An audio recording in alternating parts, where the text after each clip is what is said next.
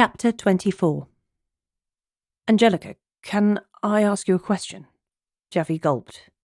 He was nervous. He had no idea about how she was going to react. You just have, she responded, lightening the mood for an instant but then ramping up the tension as Javi felt he was no further forward.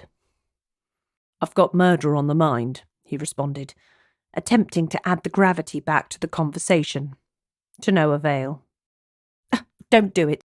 The homicide cop here is amazing. He'll hunt you down in no time at all, she replied with a glint in her eye.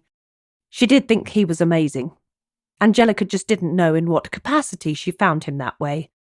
Detective, friend, man, lover. I have some thoughts on the Georgina Natchez case that I'd like to say out loud and see where that takes us. Would that be okay? He asked. Finally, the question was out. Angelica nodded approval as she sipped her coffee. His had finished some time before, and he was impatient for one of the waiting staff to come over and offer another. It's the relationship between the father and the daughter that has me puzzled the most, he started, looking for her to take over. But she didn't, instead choosing to listen. I know you were there earlier today, Angelica, he prompted, looking for some confirmation. Did he tell you that? She replied.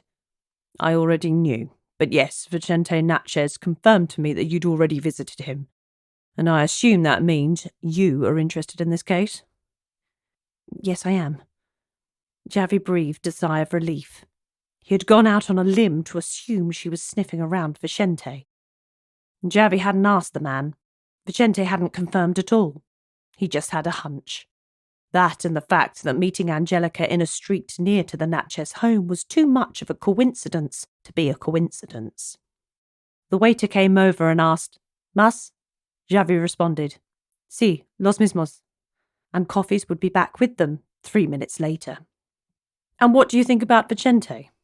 Javi inquired, dropping his left eyebrow to indicate he was serious. I don't think he has it in him to kill his daughter. No matter how much of the tough guy he portrays, Angelica responded, waiting to protest the innocence of a man she had only met for a matter of minutes. She was sure it wasn't him, but she knew that they shouldn't rule anyone in or out of an investigation that early. The girl was drugged, Rohypnol, and the early reports indicate she was killed with a blow to the head, Javi explained, looking around at the nearby tables.